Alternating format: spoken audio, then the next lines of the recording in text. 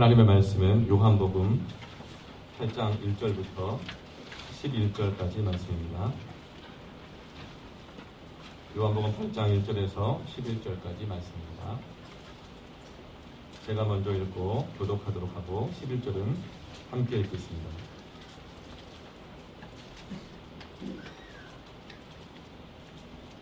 예수는 감람산으로 가시니라.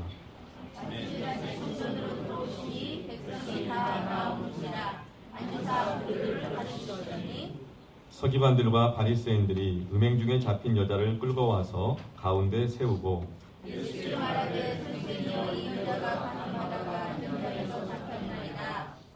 모세는 율법에 이러한 여자를 돌로 치라 명하였거니와 선생은 어떻게 말하겠나이까?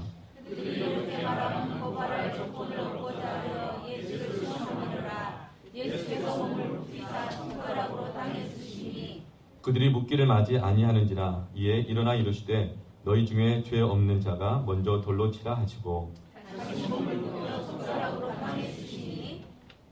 그들이 이 말씀을 듣고 양심의 가책을 느껴 어른으로 시작하여 젊은이까지 하나씩 하나씩 나가고 오직 예수와 그 가운데 섰는 여자만 남았더라.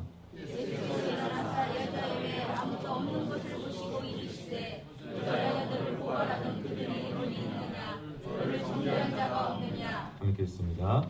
대답하되 주여 없나이다. 예수께서 이르시되 나도 너를 정죄하지 아니하노니 가서 다시는 죄를 범하지 말라 하시니라. 아멘. 성경에 보면 가장 불행한 과거를 가졌지만 예수님을 만나고 난 이후에 가장 행복한 인생으로 변화된 두 여인이 있다면 첫째로는 사마리아 수가성의 남편을 여러 바꾸며 살았다가 주님을 만나고 자유함을 얻었던 사마리아 수가성의 한 여인이 있습니다. 그리고 또 하나는 유감스럽게도 오늘 본문에 나오는 가늠한 현장에서 붙잡혀 끌려온 이 여인. 이 여인이 겪었던 모멸감이나 수치심 그리고 상처는 이루 말할 수 없었겠죠. 오늘 본문 3절에서는 이 여자가 겪었을 상처를 세 가지로 알려줍니다. 첫 번째로 이 여인은 현장에서 현장범으로 붙잡혔습니다. 현장에서 붙잡혔다고 하는 것은 더 이상 어떤 변명할 것이 없고 할 말이 없는 상황이라는 것이죠. 현장에서 붙잡히지 않게 되어지면 그 피의자를 때로는 현장 검증을 하면서 현장 안에서 그 재현을 하면서 그 사람의 자백이나 그 사람의 여죄를 계속적으로 찾고 추궁하는 일을 하기도 하죠. 그런데 이 여인은 그럴 것도 없이 현장에서 붙잡힌 여인이었습니다. 두 번째로 이 여인은 또 끌려왔다고 했습니다. 자기가 자발적으로 온 것이 아니고 사람들에 의해서 끌려온 상태였습니다. 그리고 세 번째 이 여인은 끌려왔을 뿐만 아니라 사람들이 모여있는 그 한가운데 세워졌습니다. 그때 그 여인이 겪었을 비참함이라고 하는 것은 말할 수가 없었겠죠. 수치심이나 또 두려움, 많은 고통들이 있었을 것입니다. 그리고 그 여인은 예수님 앞에 내동정이 처지게 됩니다. 그리고 여러 사람들이 여러 가지 증거를 대면서 비난합니다. 참소라고 하는 것은 그냥 이렇게 비난하는 것이 아니라 증거를 조목조목 대면서 그 사람을 비난하는 것이죠. 이 여인이 느꼈을 그 고통은 사실 죽음 그 자체였을 것입니다. 할 말도 없고 고개도 들지 못합니다. 완전히 자신의 인생은 여기서 끝났고 죽는 줄로 알게 된 것이죠. 그런데 오늘 성경 말씀은 이 여인이 다시금 회복되고 살아나는 역사를 보게 됩니다. 세상 같으면 도무지 소망이 없고 살 가능성이 없는 여인이었죠. 그런데 오늘 예수님을 만나고 난 다음에 예수님 때문에 이 여인의 인생이 다시금 살아나게 되는 것입니다. 우리 인생이 주홍빛같이 붉은 죄악 가운데 있다 할지라도 이전에 어떤 삶을 살았다 할지라도 누구로부터 어떤 비난과 참소를 받는다 할지라도 예수님을 만나게 되어지면 그 예수님의 은혜를 통해서 우리 인생이 살아나게 되고 변화가 되게 되는 역사가 있는 줄로 믿습니다. 이 여인이 예수님을 통하여서 용서를 받고 그 다음에는 어떻게 살았을까 이 생각을 해보게 되었습니다.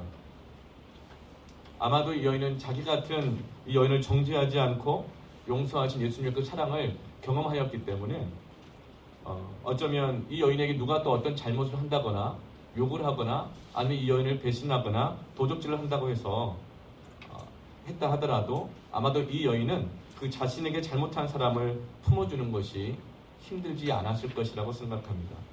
왜냐하면 도무지 해결받을 수 없는 그 죄를 예수님으로부터 용서받고 용납받은 그 경험으로 인해서 그의 인격은 아마도 변화가 되어서 주님을 만나고 용서받은 그 이후의 삶은 완전히 변화가 되었을 것이라고 생각합니다. 사람이 변화가 될까요? 세상에서 제일 변하지 않는 것이 사람이라고 말하고 나이가 40이 넘어가면 거의 안 바뀐다고 그러더라고요. 그리고 78세 예수를 믿으시고 불꽃처럼 살다 가셨던 우리 외조모가 늘 이렇게 말씀하셨어요. 머리 감은 짐승을 믿는 것이 아니라고, 거두는 것이 아니라고. 근데 그분은 예수를 믿기 전에 그 말씀하셨지만 예수를 믿고 난 다음에는 머리 감은 짐승도 나같이 변화되는 수가 있다고 예수를 만나게 되면 이 말씀을 하셨어요. 저희 외조모는 정실 부인이셨지만 아들을 못 낳아가지고 그렇게 소박을 받으시다가 결국 거의 내쫓기는 것처럼 사시다가 젊었을 때부터 담배를 피시고 78세까지 담배에 완전 이기는 닭이셨어요. 근데 누군가의 전도를 받으시고 78세 예수를 믿고 난 다음에 40여 년간 피시던 담배를 끊은 줄로 믿습니다. 그리고 그분의 삶이 완전히 바뀌었어요. 78세부터 전도자의 삶을 살기 시작하고 골목골목마다 누비시면서 세댁들을 전도하시는 전도자로 사시다가 87세에 하나님의 부르심을 받았습니다. 주님을 만나게 되면 사람이 변화되는 줄로 믿습니다. 어떻게 변화가 될까요? 사람을 어떻게 무엇이 바꿀까요? 그것은 십자가의 사랑이 사람을 바꾸는 줄로 믿습니다. 십자가의 사랑의 핵심은 뭘까요? 그것은 바로 십자가에서 예수님께서 우리의 죄를 용서하셨다는 것입니다. 사람은 어느 때 바뀌는가? 용서받을 때 바뀌는 줄로 믿습니다. 자기가 잘못한 줄 알아요. 자기 죄가 큰 줄 알아요. 그러나 그 사람은 재판을 받아서 바뀌는 게 아니라 용서를 받을 때 바뀌는 줄로 믿습니다. 이걸 우리가 참 잘 압니다. 근데 잘 안 돼요. 특히 자녀를 기르다 보면 그러잖아요. 아이를 용납해주고 용서해주고 기다려주면 그 아이가 바뀌는 걸 아는데 저도 부모지만 잘 안 돼요. 눈에 보이는 게 많이 있기 때문에 자꾸 얘기하게 되고 야단치게 되고 혼을 내게 되면은 그 아이가 그 앞에서는 고치는 것 같지만 뒤에서는 또 딴짓을 하고 아이의 인격만 거칠어진 것을 보게 됩니다. 변화의 핵심에는 용서가 있는 줄로 믿습니다. 우리 신앙의 중심에 용서가 있기를 축원합니다. 우리 복음의 빛 동사인교회에 들어오는 모든 성도들은 이곳 가운데서 날마다 죄를 범했지만 날마다 용서받을 수 있는 은혜가 우리 가운데 있기를 축복합니다. 그런데 참 치유가 어려운 죄가 있어요. 그러니까 치유가 어려운 상처가 있습니다. 그건 뭐냐면 무서운 것은 어떤 한 가지 큰 상처나 큰 질병보다도 그것이 서로 상호작용에서 일어나는 합병증은 참 치유가 어렵다 그래요. 원래 몸의 한 부분의 병균이 침입하게 되어지면 다른 온몸의 기관들이 그 상처받은 부분이 회복되도록 힘을 씁니다. 이것을 바로 자연치유라고 하죠. 그런데 그 상처를 제때 치유하지 않거나 방치하게 되면 그 상처가 염증이 다른 기관으로 전이가 되게 됩니다. 그러면 그 전이 과정을 통해서 온몸의 각 기관이 병이 들고 그것이 합병증을 일으키고 자연 치유 능력을 잃어버리게 되어지는 것이죠. 그 치유가 어렵게 되어지는 것입니다. 하나님께서 우리에게 각 사람에게 은사를 주시는 것은 에베소 4장 11절 말씀처럼 그리스도의 몸을 세우려 하심이라. 어떤 한 지체에게 어떤 한 부분에 질병이 찾아오고 범죄가 있고 약함이 있을 때에는 다른 지체와 기관들이 함께 협력하여 그를 치유하고 돕고 섬김으로 그리스도의 온몸이 건강해지고 세우게 하시는데 하나님 우리에게 은사를 주시고 직분을 주신 줄로 믿습니다. 그런데 그 질병이 이 병들이 들어왔지만 방치하거나 그냥 내버려 두게 되어지면 전이가 되어 합병증을 일으키고 온몸이 병들게 되는 것이죠. 우리는 신앙생활하면서 흔히 교회에서도 기도할 때 이렇게 기도하기도 하죠. 말할 수 없는 이 죄인을, 이런 말을 합니다. 말할 수 없는 이 죄인을. 그런데 말을 다 하죠. 말할 수 없는 죄인을 하면서 말할 수 없는 이 죄인을 위해서 예수님께서 십자가에서 달려 죽어주셔서 이 말할 수 없는 죄인을 구원하시고 이렇게 살아가게 하셨다. 이렇게 기도합니다. 그러나 실제로 그렇게 표현은 하기는 하지만 실제로는 내가 그 죄인이라는 인식은 부족한 것 같습니다. 우리가 하나님의 용서와 은혜를 경험하기 위해서는 이 죄인됨에 대한 인식이 먼저 통렬하게 있을 때에 그 위에 하나님의 은혜와 용서가 은혜로 오는 줄로 믿습니다. 내가 정말 말할 수 없는 죄인이고 예수님이 대신 죽어야 할 만큼 말할 수 없는 죄인이라는 사실을 분명하게 깨달아야 죄가 많은 중에 은혜가 많게 되는 것을 경험하게 되는 것이죠. 내가 죄인됨에 대한 깨달음과 인식이 없이 하나님의 복음이 우리에게 은혜로 들려질 수가 없고, 그 복음은 값싼 은혜로 우리에게 감동과 감격이 되지 않습니다. 그러나 하나님께 때론 우리의 죄를, 우리의 약함을 말씀 앞에서 온전히 드러내시고 우리 가운데 사람들 앞에, 그리고 우리 가운데 정죄와 비난과 참사가 올 때는 죽을 것처럼 고통스럽고 아프지만, 그것은 하나님께서 드러내심으로 우리의 죄인됨을 깨닫게 하시고, 하나님 은혜가 은혜가 없으면 도무지 살 수가 없는 존재라는 것을 깨닫게 하시기 위한 치료의 과정이요, 은혜의 과정이요, 사랑이심을 믿습니다. 그렇기 때문에 우리가 말할 수 없는 죄인이라는 사실을 분명히 깨닫게 되어질 때, 그때 우리가 핑계가 없고 변명이 사라지게 되는 것입니다. 우리가 말할 수 없는 죄인이라는 사실을 깨닫게 될 때 우리는 더 이상 할 말이 없게 되어지는 거죠. 그래서 의사가 합병증에 걸린 사람을 수술을 할 때는, 병이 깊을 때는 반드시 사람을 마취를 시켜놓습니다. 병이 깊으면 전신마취를 하게 되는데, 전신마취는 한번 사람을 죽였다가 살려놓는 것이 바로 전신마취라고 하더라고요. 왜 그렇게 할까요? 그것은 아무 말도 못하게 하기 위해서 그렇습니다. 왜냐하면 살아서 말을 하게 되어지면, 살아서 움직이게 되어지면 수술을 받다가 오히려 죽을 수 있기 때문에 그래요. 소리를 지르고 몸부림을 하다가 수술을 받을 수가 없는 것이죠. 저도 전신마취를 한번 해봤지만 마취를 하기 전에 온몸을 결박을 하더라고요. 팔과 다리를 다. 왜 그러느냐고 물어봤더니, 수술을 하고 마취 중에도 무의식 중에 고통이 오면 몸을 마구 움직이기 때문에 수술을 할 수가 없다고 합니다. 그래서 마취를 하고 온몸을 묶어놓는 것이죠. 하나님이 우리의 합병증을 치료하실 때 우리에게는 할 말이 없게 하십니다. 하나님 우리의 합병을 치료하실 때는 우리를 수술대 위에 올려놓으세요. 심지어는 꼼짝달싹 못하게 묶기까지 하십니다. 이것은 믿지 않는 자들에게는 사망의 소리이지만, 그러나 믿는 우리들에게는 하나님의 은혜와 사랑의 때인 줄로 믿습니다. 요즘 개척하면서 그런 마음이 들어요. 전에도 그런 마음이 들긴 했지만 요즘 더 그런 마음이 드는 것 같아요. 어항 속에 금붕어 아세요? 네. 하게 쳐다보고 있잖아요. 마치 개척하면서 내가 몰랐던 전에 내 모습을, 내가 이런 사람이었구나 새롭게 많이 발견하게 되어집니다. 마치 수술대 위에 들어눕기 전에 CT로 촬영해서 온몸을 다 스캔하고, 내가 하나님의 사람답게 사는가, 내 모습이 하나님 기뻐하시는 모습인가 아닌가, 내 인격이 어땠는가를 전처럼 마치 CT로 찍고 스캔하는 것 같은 그런 마음이 들 때가 있습니다. 몰랐던 것이 보이고, 때로는 내 엉터리 같은 내 모습과 내가 실제보다 더 큰 죄인이구나, 이것을 깨닫기도 합니다. 때로는 너무나 실망스러워서 어떻게 정말 도망가고 싶고 숨고 싶을 때도 있습니다. 이것이 나타나고 드러날까봐 두려울 때도 많이 있습니다. 그런데 오늘 말씀을 묵상하면서 이것이 하나님의 나를 향하신 사랑임을 깨닫습니다. 고린도후서 5장 14절 말씀 가운데 우리 같이 함께 읽어볼까요? 시작. 그리스도의 사랑이 우리를 강권하시는도다. 한 사람이 대신하여 모든 사람을 위하여 죽었은즉 모든 사람이 죽었습니다. 아멘. 그리스도의 사랑이 우리를 강제적으로 권하신다는 거예요. 그리스도의 사랑이 우리를 강제적으로 권하는데 어떻게 권하시는가? 모든 사람이 죽는 자리까지 가도록 강제적으로 권하신다는 겁니다. 하나님이 우리를 사랑하셔서 예수님을 강제적으로 권하셔서 죽음의 자리에 놓으셨습니다. 예수님께서 공생애를 시작하실 때 성령께서 예수를 광야로 몰아내신지라. 예수님이 십자가에서 죽게 한 것은 사람의 힘과 권세와 능력이 아니었고, 하나님께서 강권하여 예수님을 십자가의 죽음으로 세우셨습니다. 왜냐하면 죄의 삭은 사망이고, 그 죄를 해결하기 위해서는 사망이 없이는, 죽음이 없이는 감당이 안 되어지는데, 그 누구도 자신의 죄를 위해서 대신 죽을 사람이 없고, 그리고 죄인된 인간의 몸으로는 죽어도 그 죄가 해결받지는 못하기 때문에 죄 없으신 예수님께서 십자가에 달려 죽으셔야만 그 죄가 해결되기 때문에 그렇습니다. 여러분, 죄라고 하는 것은 그냥 끝나는 것이 아닙니다. 죄는 사람이 죽어야 끝나는 것입니다.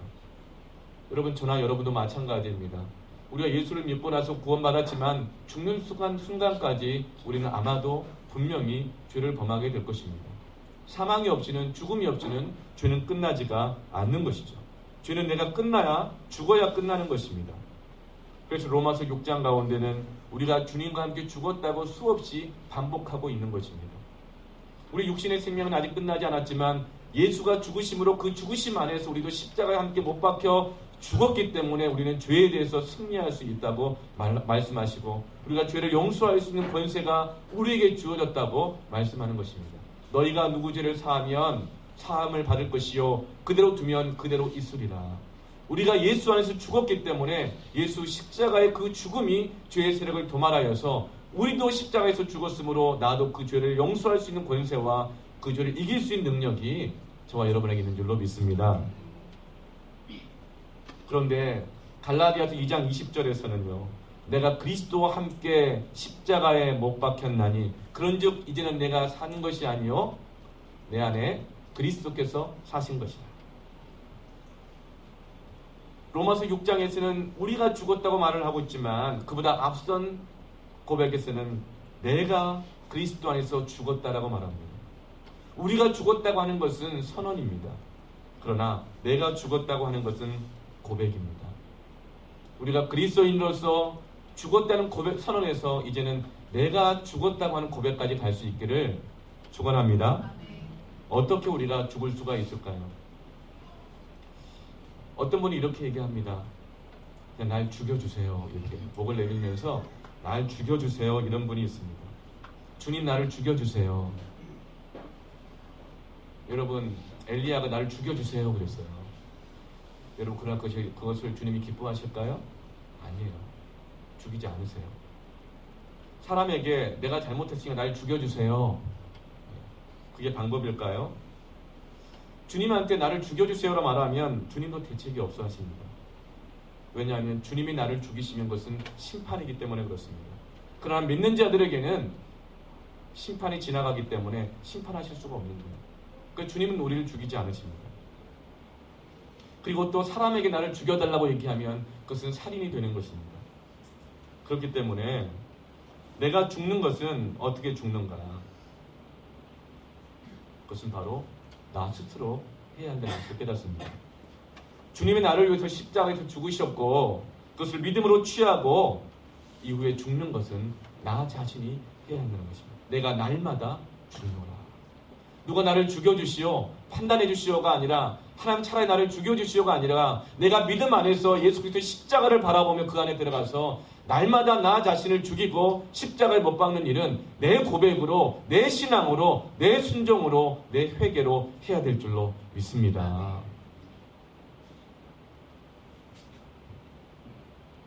그때 바로 주님의 역사가 나타나기 시작합니다. 103세가 된 이 방지일 목사님이라고 한 분이 계셔요. 아직 살아계십니다. 그분이 주례하시는 돌아가셨어요. 제가 최근 소식 못 들었는데 그 방지일 목사님이 주례하시는 중에 이런 주례 내용이 기억이 나요. 신랑한테 이렇게 얘기합니다. 너 여자한테 장가드는 것이 뭔지 아느냐? 아마도 인생이 한 80년 정도 차이가 났겠죠. 그래서 아마도 그렇게 권위 있게 물어보신 것 같아요. 너 여자한테 장가드는 게 뭔지 아느냐? 대답을 못해요. 그것은 너는 없어지는 거야. 그것이 장가되는 거야. 그래야 한 몸이 되는 거야. 너하고 안 맞는다고 아내보고 없어지라고 그럴 거냐? 집 나가라고 그럴 거니? 남자와 여자가 한 몸이 되는 건데 너 결혼하자고 하는 것은 결심이 있어야 돼. 나는 죽었다. 나는 없다. 이렇게 하면 행복한 결혼을 하게 되지만 너가 죽지 않으면 너는 애꿎은 여자 데려다가 고생만 시키는 거야. 여러분 부부 사이에도 교회도 내가 죽었는지 확인해야 합니다. 그렇지 않으면 살아있는 두 사람이 늘 부닥치게 되는 것이죠. 여러분 용서는 어떻게 할까요? 인생 살아가면서 용서해야 할 사람 한 명 안 갖고 있는 사람은 아무도 없을 겁니다. 근데 저는 용서가 내가 예수님의 이름으로 당신을 용서합니다 하면 되는 걸로 생각을 했어요. 근데 잘 안 되더라고요. 누구를 용서한다는 거. 또 누군가로부터 용서를 받지만 내가 당신을 용서합니다 말을 할 때에도 내 마음이 그렇게 시원하고 개운하지가 않더라고요. 용서는 어떻게 하는 것인가? 예수님이 우리를 어떻게 용서하셨죠? 십자가에서 죽으심으로 용서하셨습니다. 그 용서는 말로 하는 것이 아니라 죽음으로 하는 것입니다. 내 자아가 죽고 내 고집이 죽고 내 계획이 죽어질 때에 그 사람을 용서하는 것이 되죠. 그 사람에 대한 판단, 내 생각, 시퍼렇게 날이 서 있는 이 모든 것들을 죽을 때 그 사람이 용서함을 받게 되어지고 나도 그 용서함을 통해서 자유함을 얻게 되는 줄로 믿습니다. 용서는 말로 하는 것이 아니라 내가 죽는 것입니다. 그럴 때 사망에 이르게 하는 합병증이 치료가 되는 것이죠. 우리하는 이 상처와 저 상처가 자꾸만 뒤얽히고 얽히다 보면 도무지 풀려야 풀 수도 없고 도무지 방법이 없을 때가 있습니다. 그때는 용서하는 것입니다. 죽는 것입니다. 그럴 때 회복의 역사가 일어나게 되는 것이죠. 어떤 목사님이 옷가게 하는 성도에게 물어봤대요. 옷을 팔 때 제일 힘든 일이 무엇이냐고 물어봤어요. 그랬더니 많은 옷을 짐을 나르는 것도 아니고 대금 맞추는 것도 아니고 제일 힘든 일은요, 손님이 와서 사지도 않으면서 자꾸만 옷을 뒤적거리는 게 제일 힘들어요. 이렇게 얘기하더라고요. 나중에는 결국 말하게 된대요. 참다 못하고. 아니 그렇게 만지기만 하다가 그냥 놓고 가면 어떻게 합니까? 그 만진 그 손이 방금 화장실 갔다 온 손인지 뭘 먹다가 온 손인지 그것도 모르겠는데 그렇게 자꾸 뒤적거리기만 하면 옷에 때가 다 타게 되고 그 옷은 못 파는 거잖아요. 속이 부글부글 끓는다고 하는 겁니다. 그래서 말합니다. 만지지 마세요. 눈으로만 보세요. 이렇게 얘기한대요. 제일 힘들다 그래요. 근데 그분이 나중에 예수님을 믿고 나서 용서함을 경험하고 난 다음에 달라졌다고 합니다. 용서하고 나자 자기 마음이 전혀 다른 마음으로 바뀌었는데 어떤 사람이 옷만 이렇게 저렇게 만지고 뒤적거리고 자기한테 맞는지 안 맞는지 입어보다가 얼굴에 묻은 파운데이션 다 묻히고 이런 걸 봤대요. 그런데 이제는 그 사람이 옷을 사지도 않고 그냥 가버리더래요.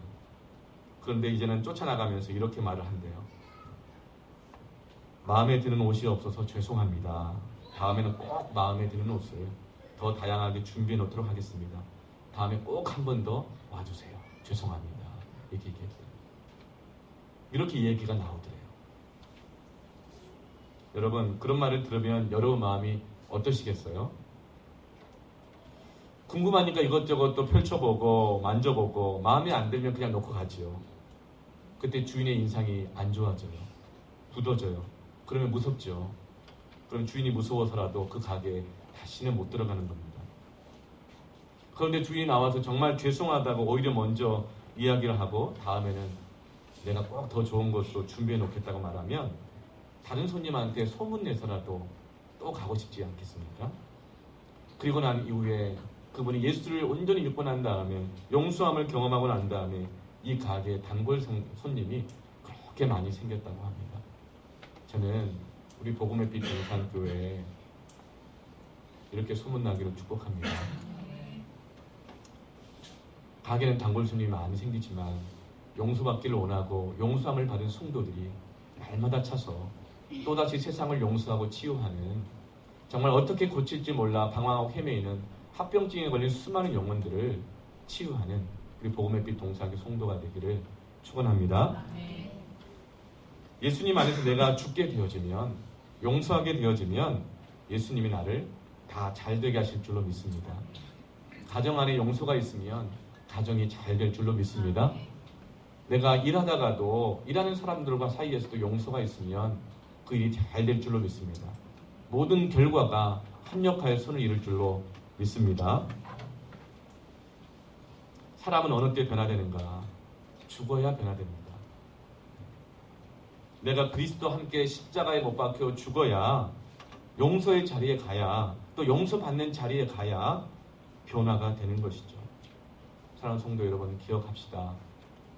용서받는 것은 내가 죽을 때 가능한 것이고 용서하는 것도 내가 죽어야 가능한 것이고, 비로소 그때 용서할 때, 용서받을 때 예수 그리스도께서 사시는 역사가 있는 것을 믿으시기 바랍니다. 하나님이 십자가에서 우리 죄를 대속해서 그 아들을 죽게 하신 것이 바로 용서입니다. 하나님의 용서는 우리를 변화시키려는 하나님의 방법이죠. 근데 우리 안에 이런 고민이 하나 있습니다. 도대체 용서를 몇 번 해야 됩니까? 사실은 바리새인들도 제자들 이런 고민이 있어가지고 예수님께 물어봤어요. 용서 좋지요? 알지요? 저는 했는데 또 해야 되나요? 도대체 몇 번을 해야 됩니까? 물어봐요. 그때 예수님이 말씀하십니다. 70번씩 7번이라도 용서하라. 한 번 실수는 봐줍니다. 마음은 그렇지 않겠지. 2번 똑같은 잘못을 합니다. 그러면 또 생각하고 일부러 그런 것은 아니겠지. 실수일 거야. 그러나 똑같은 것을 3번 이상 하게 되면 그 다음은 확신합니다. 계획적이구나. 의도적이구나. 용서가 안 되는 것입니다. 우리는 3번만 반복돼도 확신하고 용서가 안 되는데 주님은 70번씩 7번. 여러분, 어떻게 70번씩 7번을 용서합니까? 용서는 계산하지 않아야 용서가 된다는 것을 주님은 말씀하십니다. 1번이다, 2번이다, 3번이다. 계산하기 시작하면 절대 용서할 수 없고 계산을 하지 말아야 용서할 수 있다고 말하는 것입니다. 여러분, 우리는 어떤 잘못을 보게 되어지면 우리는 본능적으로 이 사람이 전에도 그랬나? 몇 번째지 계산합니다. 그러나 하나님은 이사야서 43장 이렇게 말씀하시죠. 이전 일을 기억지 말고 예전 일을 생각지 말라. 보라, 이제 내가 새 일을 행하리니.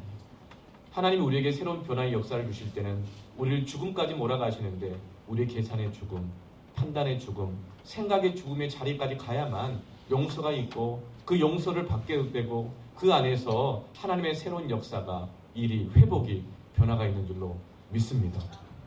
우리가 신앙생활한 누구든지 간에 그 결과는 하나님의 뜻대로 모두가 합력하여 선을 이루기를 원하는 마음이 있는 줄로 믿습니다.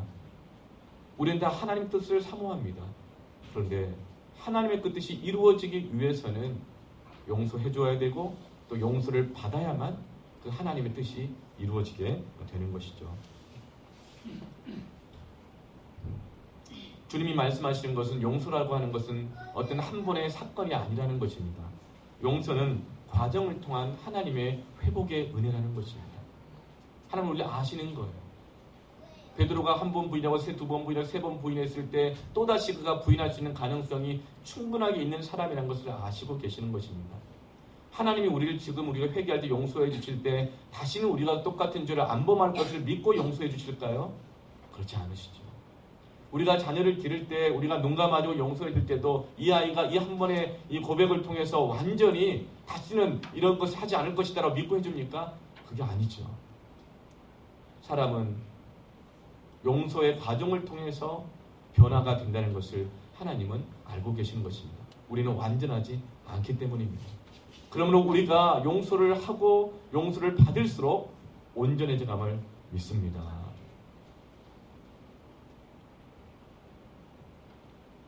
우리가 용서할 때, 부부가 서로 용서할 때 점점 더 한 몸을 이루어져 가게 됩니다. 연합해져 가게 되어집니다. 성숙은 용서를 통해서 일어나고 변화는 용서를 통해서 일어나는 것이지 그 사람을 가르쳐서 설득해서 일어나는 것이 아니더라고요. 부부간에 서로 많이 용서할수록 부부는 더욱더 성숙해감을 믿습니다. 부모가 자녀를 많이 용서할수록 자녀가 건강하게 성장할 줄로 믿습니다. 교회 안에서 용서가 선포되어지고 용서가 많이 있을수록 교회가 더욱더 건강해져감을 믿고 그리고 세상을 치유하고 용서할 수 있는 능력이 교회에 있는 줄로 믿습니다. 막달라 마리아가 주님 앞에 향유옥합을 다 쏟아부었을 때 주님이 이렇게 말씀하십니다. 저가 많은 죄를 탕감받았기 때문에 저가 하나님 앞에 은혜 이렇게 감사해서 기념하는 것이니 그를 내버려두라. 여러분, 우리가 하나님의 용서를 통한 은혜를 충만하게 경험할 때에 거기에서 헌신도 나오는 것입니다. 내가 용서받은 주인이라는 사실을 감격해서 나오는 헌신은 온전한 헌신이고 하나님을 기쁘시게 하는 헌신일 뿐만 아니라 주님이 기억하게 하시고 기념하게 하시는 헌신인 것입니다. 그러나 바리새인들처럼 내가 무슨 죄가 있느냐고 하늘을 향해서 이 변명하고 내세웠던 이런 바리새인의 이 3번의 금식 기도와 수많은 예물은 하나님께서 받지 않으신다고 말씀하시죠. 우리는 용서할 때, 용서받을 때 온전해져가게 되는 것입니다. 죄가 많은 것 가운데 은혜가 많다는 것은 바로 이 십자가의 사랑, 용서를 통해서만 죄가 많은 곳에 오히려 더 많은 하나님의 은혜가 있다는 것이죠. 혹 하나님께서 내 곁에 정말 문제가 많은 사람, 걸리적거리는 사람, 정말 나를 찌르는 사람, 많은 어려움을 갖고 있는 사람을 보내셨다면 하나님께서 그를 통하여 나에게 더 많은 은혜를 주시기 위하심임을 믿습니다. 오늘날 전도하다 보면 이 교회에 대한 실망과 이 지도자들에 대한 실망 때문에 어려운 경우가 많이 있습니다. 그러면 저도 두려운 마음이 들죠. 나도 이렇게 부족한데. 새 가족이 온다고 할 때 교회도 참 많은데 나같이 이렇게 부족한데 우리 교회를 오시려고 할까? 이런 마음이 들 때가 있어요. 그러나 하나님께서 우리가 알거니와 하나님이 사랑하시는 자, 그 뜻대로 부르심을 입은 자들에게는 모든 것이 합력하여 선을 이룬 줄로 믿습니다. 여기 가운데 온 모든 분들 안에는 그 뜻이 있는 줄로 믿습니다. 하나님의 뜻이 있어서 이곳으로 부르신 줄로 믿습니다. 그 뜻이 있기 때문에, 그 뜻 때문에 그로 인하여서, 그분으로 인하여서, 우리의 만남으로 인하여서 모든 것이 합력하여 선을 이루는 줄로 믿습니다. 내 계획 때문이 아니에요. 이 나이성 목사의 목회 계획 때문이 아니에요. 개척에 대한 의지가 아니죠. 여러분, 저도 그걸 잘 모를 수 있어요. 그러나 하나님께서는 여러분 한 사람 한 사람 한 사람에게 그분의 뜻을 두셨음을 믿습니다. 우리가 알거니와 하나님이 사랑하시는 자, 그 뜻대로 부르심을 입은 자들에게는 모든 것이 합력하여 선을 이루느니라. 지금 한국교회는 현장에서 가늠하다 잡힌 여인처럼 그 여인의 심정으로 세상 앞에 벌거벗기진처럼 서 있는 것 같습니다. 하나님께서 한국교회를 수술하시기 위하여서, 치유하시기 위해 이제 수술대에 올려놓으신 것 같아요. 할 말이 없게 만들고 꼼짝달싹하지 못하게 만들고 어떻게 해야 할까요? 어떻게 이 한국교회를 회복시키고 치유해 가야 할까요? 오늘 본문에서 이 가늠한 여인을 데리고 왔던 사람들이 그 대안을 제시합니다. 5절 말씀인데요. 모세는 율법에 이러한 여자를 돌로 치라 명하였거니와 선생은 어떻게 말하겠나이까. 모세 율법에 의하면, 이 기준에 의하면 이 여자는 돌로 치는 것이 당연합니다. 그런데 당신의 의견은 무엇입니까? 당신은 어느 입장에 서 있는 겁니까? 이들이 예수님에게 요구하는 방법은 뭡니까? 선생은 어떻게 말하겠나이까? 어떻게 말하겠습니까? 말을 해보라는 거예요. 그럼 예수님은 어떻게 말하시죠? 말을 안 하세요. 말을 안 하세요. 입장을 표현 안 하세요. 그리고 땅에다가 그냥 글을 쓰십니다. 말하라고 하는데 말을 안 하세요. 땅에 글을 쓰십니다. 뭘 썼는지는 모르겠어요. 왜 이들이 예수님에게 당신의 입장이 뭐냐고 말하라고 했을까요? 6절에 보면 그들이 이렇게 말함은 고발할 조건을 얻고자 하기 위함이라. 이들이 이렇게 말한 것은 고발할 조건을 얻고자 하기 위함이라는 것입니다. 주님께서 말하지 않은 까닭은 말은 또 다른 고발을 만들어내고 정죄할 조건을 만들어내게 하며 전이시킨다는 것을 아시기 때문에 말을 통해 정죄가 전이되어 온몸을 병들게 하기 때문에 주님은 말씀하지 않으시는 것 같습니다. 대신에 땅에 무언가를 쓰시죠. 많은 사람들이 좀 잘하는 것이 있으면 저서를 남깁니다. 자서들을 남기기도 하고 자신의 학문과 지식을 모아서 책을 쓰는 것을 자랑으로 여기죠. 근데 예수님께서는 하나님의 아들이셨지만 직접 책 한 권 쓰지 않으시고 가셨어요. 오늘 이 본문에서 예수님이 평생 글을 쓰셨다는 유일한 기록이 바로 오늘 본문 이 말씀입니다. 무엇을 쓰셨는지 몰라요. 그런데 글을 쓰다라는 이 헬라어가 카테그라펜입니다. 카테그라펜은 카타라고 하는 접두관이, 이것은 영어로 against, 대항하다라는 뜻입니다. 무엇을 썼는지는 몰라요. 그러나 지금 예수님은 대항하고 계시는 겁니다. 정죄와 상처가 전이 되어 합병증이 되어가는 것을 저항하고 계시는 겁니다. 막고 계시는 것입니다. 이 여인을 보호하고 계시는 것입니다. 피하지 않고 도망하지 않고 이 합병증으로 이 정죄로부터 대항하며 막아서고 있는 것을 지금 보여주고 있는 것이죠. 주님은 중보자이십니다. 주님은 하나님과 우리 사이에 결렬된 틈을 막아서는 분이 바로 중보자가 되시는 것입니다. 지금 주님께서는 세상의 정죄로부터 마땅히 죽어 마땅한 한 여인이지만 그의 생명을 영혼을 보호하시기 위해서 중보자로서 말하지 않으시고 대항하고 막고 계시는 것이죠.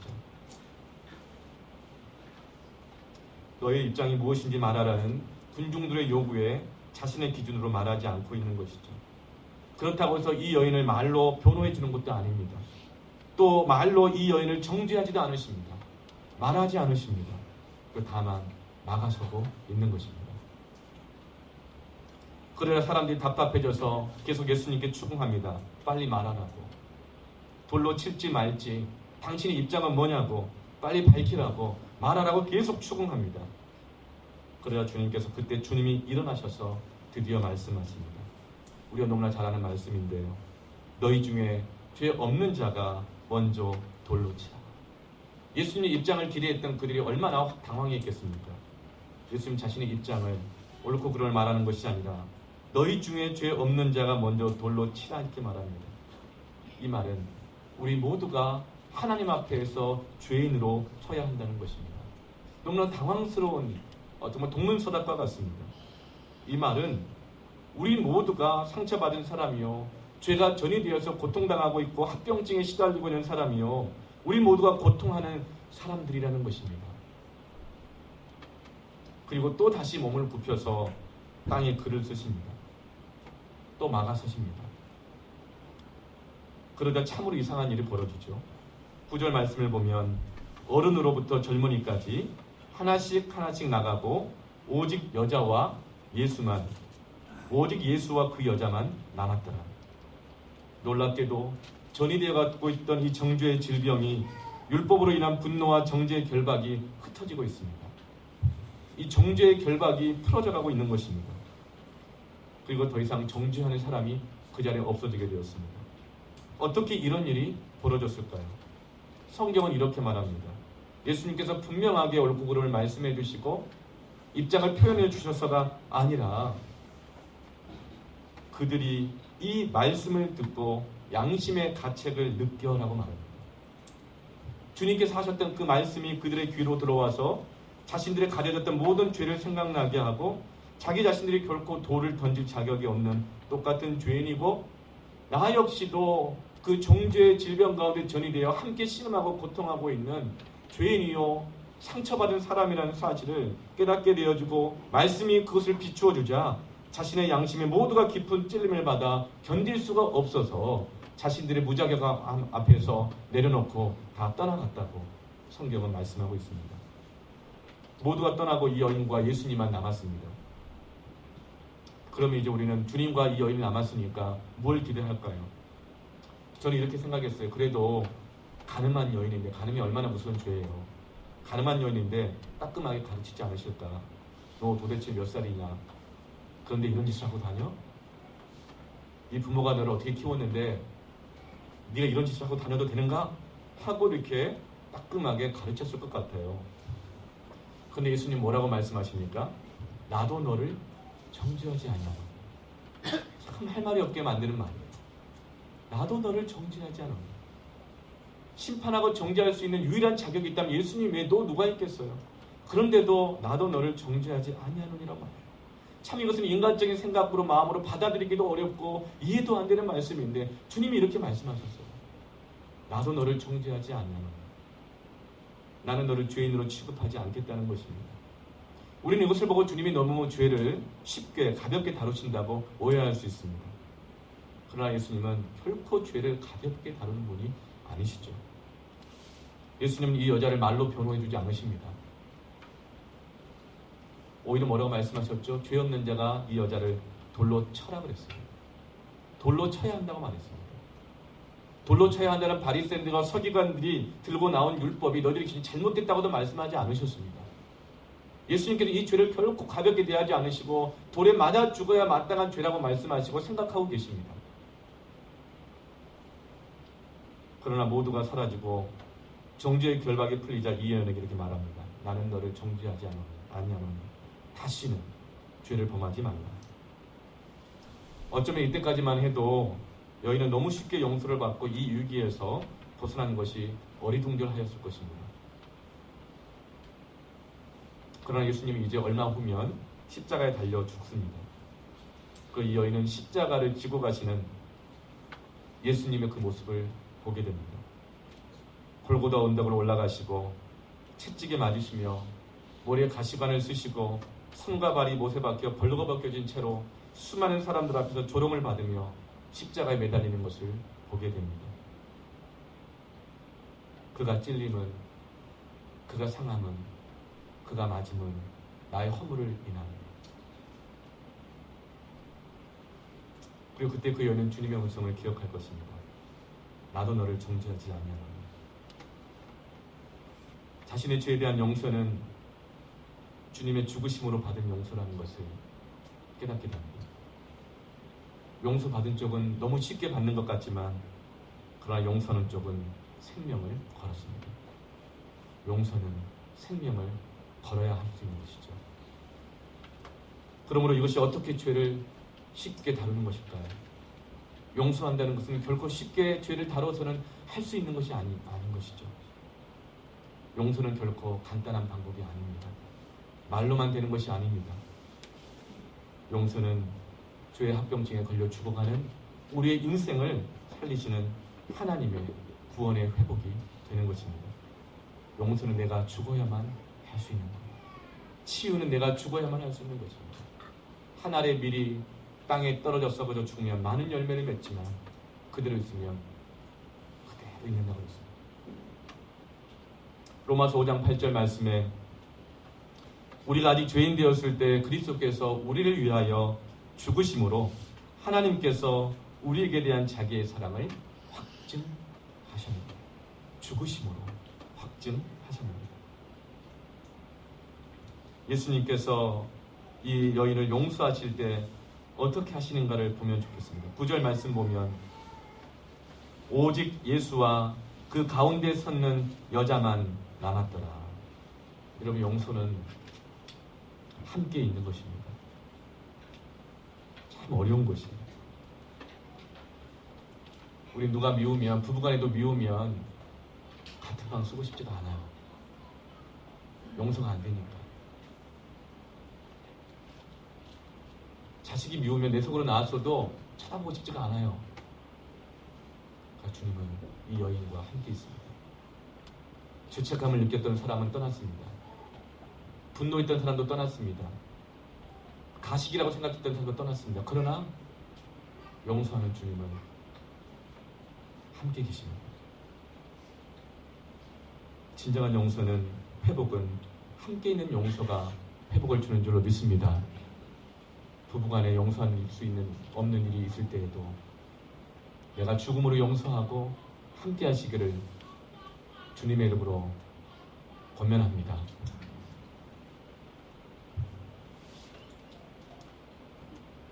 마음이 힘들면 떠나고 이 정죄감 때문에, 상처 때문에 피합니다. 그러나 오직 예수와 그 가운데 있는 여자는, 섰는 여자만 함께 남았더라. 주님이 우리와 함께 하십니다. 지금 우리와 주님께 함께 계십니다. 우리가 어떤 죄를 범했다 하더라도 우리를 떠나지 않으십니다. 그것이 용서입니다. 용서입니다. 주님이 우리와 함께 계심을 믿을 때에만 우리 용서할 수 있어요. 내 힘으로 안 돼요. 창세기 39장 23절 말씀 보면 요셉이 자기를 버린 형제들을 용서하는 장면이 나옵니다. 나를 버렸어요. 형제가 어떻게 그럴 수가 있어요. 나를 팔아먹어 버렸어요. 어떻게 그럴 수가 있어요. 그런데 요셉은 자기를 버린 형제들 용서만 하는 것이 아니라 나중에 거두어서 먹여 살리는 일까지 합니다. 어떻게 그게 가능해요? 성경은 이렇게 말합니다. 하나님이 요셉과 함께 있는 것을 그가 알았다. 하나님이 그와 함께 있었다. 하나님이 함께 있는 사람만이, 성령 안에서 주님과 함께 있는 사람만이 용서할 수 있는 줄로 믿습니다. 하나님이 나와 함께 하시는 것을 알면, 하나님이 나를 용서하신 것을 알면 우리는 나에게 죄를 지은 사람에 대해서 태도가 달라질 수 있는 것입니다. 이것은 지식으로만 되는 것이 아닙니다. 예수님 나와 같이 계신 것을 알 때 우리는 달라질 수 있는 것이죠. 다윗도 사울이 자기를 죽이려고 하는 것을 살려주었습니다. 심지어 사울의 집안에 자비까지 베풀어 줍니다. 어떻게 해요? 다윗은 하나님의 마음에 합한 사람, 하나님의 마음을 알았던 사람, 하나님과 동행했던 사람이라고 말합니다. 그것이 다윗으로 하여금, 요셉으로 하여금 용서할 수 있게 하는 것이죠. 용서는 하나님과 함께 있을 때 할 수 있는 것이고, 하나님 주는 은혜를 의지해서 십자가에 내가 못 박힘으로 그분 안에 죽음으로 할 수 있는 것이고, 용서는 내가 함께 있는 것이 진정한 용서가 되는 것입니다. 끝으로 어느 책자에 나온 이야기를 여러분에게 읽어드리고 함께 기도했으면 좋겠습니다.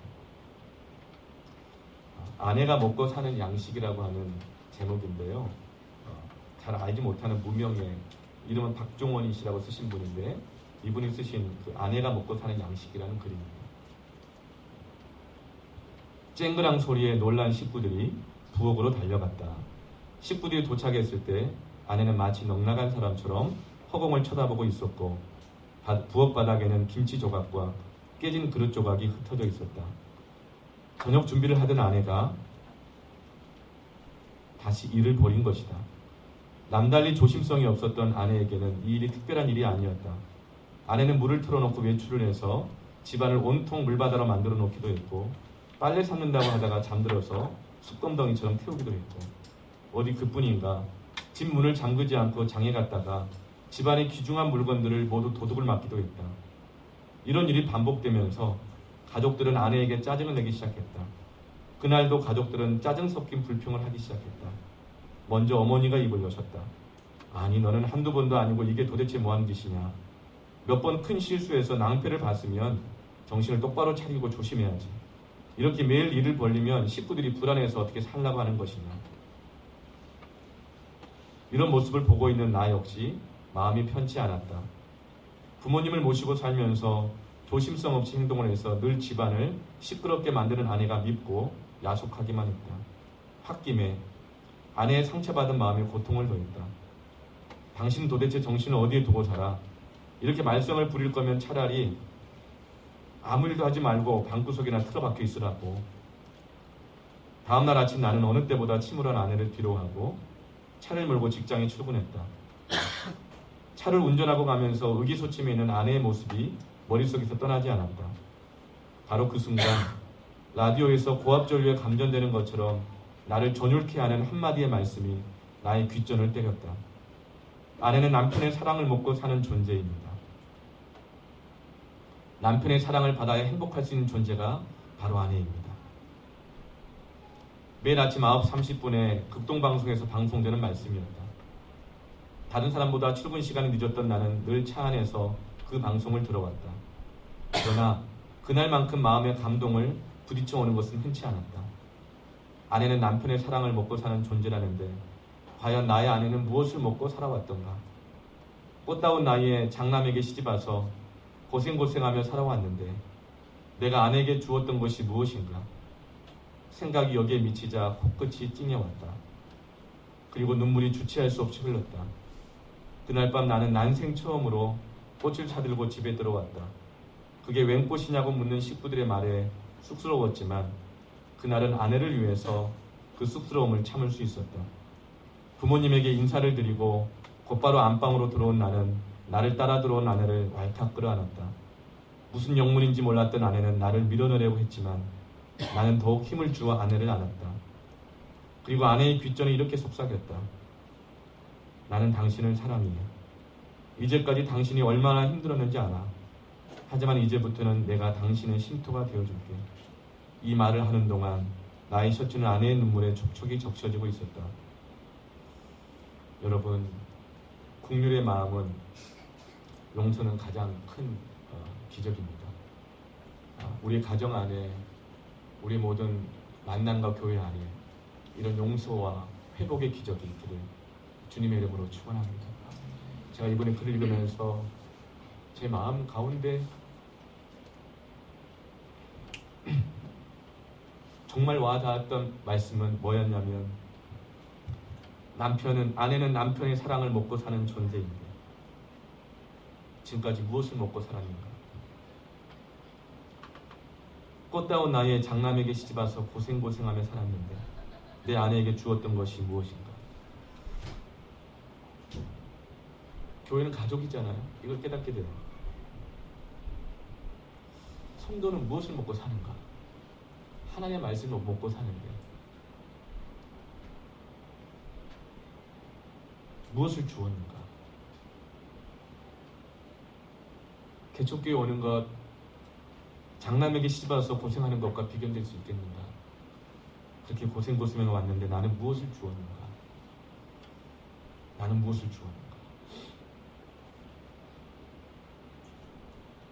성도 여러분, 사랑이 부족한 목사를 용서하시길 바랍니다. 그리고 제가 사랑이 많은 목사가 되기로, 변화가 될 수 있도록 기도해 주시고 도우시기를 원합니다.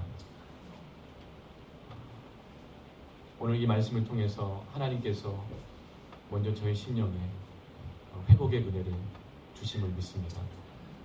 여러분 안에, 우리 가정 안에, 교회에 하나님의 회복의 은혜가, 주님의 은혜가, 십자가의 사랑이 있기를 주님의 이름으로 축원합니다. 아멘. 우리 함께 찬양하며 기도했으면 좋겠습니다. 사랑스러운 주님의 음성, 당신 곁에 가까이 이끄시니 주님 사랑을 나 누리며 기도 찬양하면서 주님 앞에 나아가겠습니다. 한번 눈을 감고 찬양할 분은 찬양하시고 또 기도할 분은 또 기도하시고, 그 여인과 떠나도 단둘이 계시는 주님 우리와 같이 계십니다. 주님께서 우리 하시는 음성을 듣기를 원합니다. 용서는 함께 있음입니다. 주님이 우리를 용서하셨기 때문에 함께 있습니다. 우리 함께 있는 우리 모두는 주님의 뜻 가운데 함께 부름을 받았습니다. 그 주님의 음성 앞에 나가기 원합니다. 그리스도께서 십자가의 죽으심으로 우리를 향한 하나님의 사랑을 확증해 주셨습니다. 나는 내가 사랑받는 자라는 것을 확인하지 못할 때, 내가 가치 있는 사람이라는 것을 확인하지 못할 때 우리는 비참해지고 살 소망이 없어지고 함께 있거나 무엇을 할 의미가 없어지게 되는데, 오직 사랑을 통해서만 우리는 확인하고 살 수 있는 존재인 것을 깨닫습니다. 근데 그 사랑은 바로 내가, 말할 수 없는 죄인인 내가, 그 어떤 것도 변명할 수 없는 내가, 말하지 않아도 주님이 나를 용서하셨다는 그 용서를 통한 사랑의 확증을 통해서만 내가 주님의 존귀한 자요, 소중한 자요, 영원히 버림받을 자가 아니라 영원한 하나님의 자로 구원받은 자요, 그 구원이 취소되지 않는 자라는 사실을 깨달을 때에만 우리는 살 수 있는 자들임을 믿습니다. 우리는 용서할 때만 살아날 수 있고, 우리는 용서받음을 확인할 때만 하나님의 사랑을 확인할 수 있습니다. 이 시간 우리의 죄가 중빛같이 붉다 하더라도, 세상 누가 뭐라고 하더라도 주님 앞에 들고 나가 기도합시다.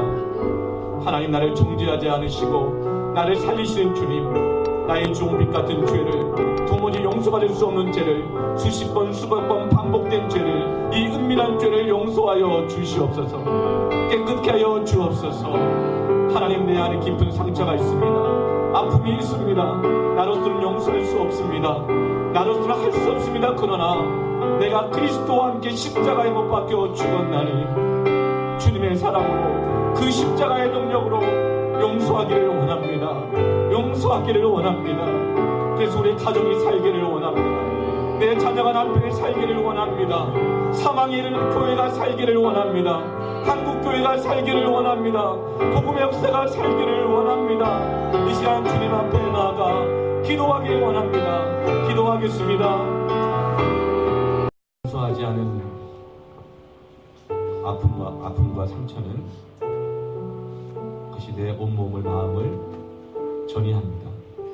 처음에는 감정을 아프게 했다가 그게 치료받지 못하면, 누가 그걸 받아주지 못하면 그 감정은 생각으로 전이가 됩니다.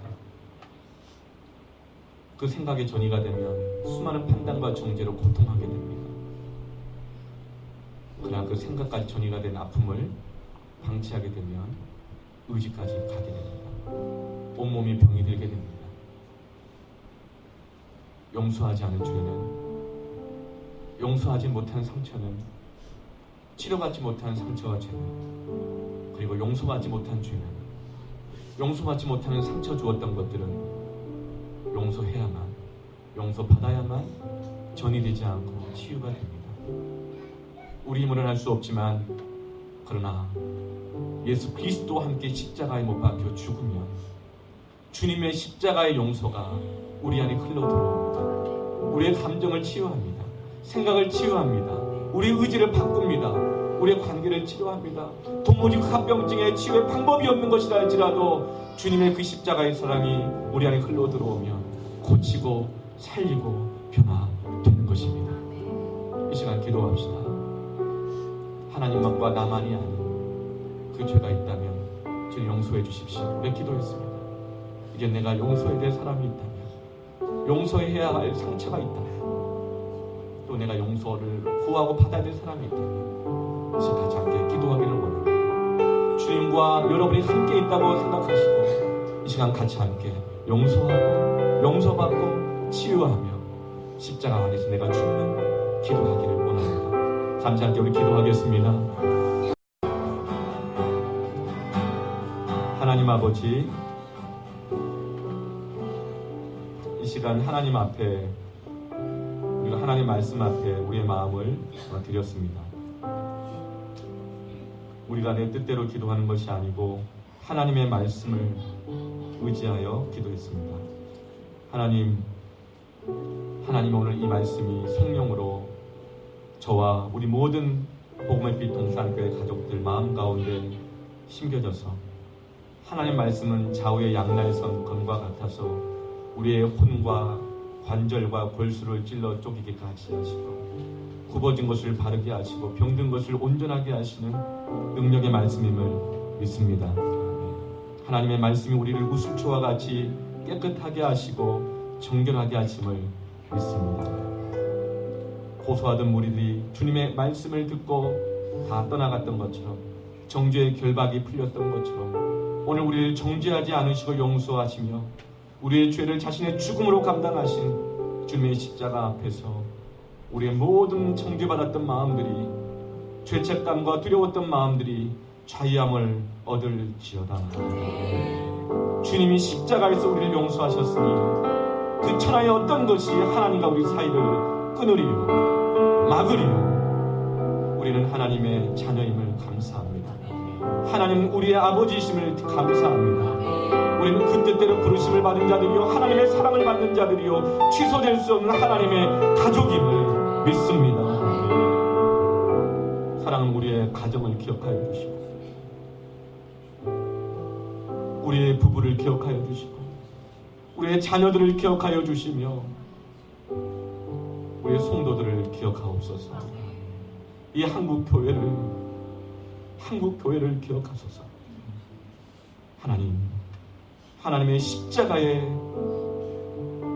자신의 죽음으로 죄를 다스리시는 십자가의 사랑으로, 용서로, 회복으로 가정과 교회를 살려 주옵소서. 예수님의 이름으로 기도합니다.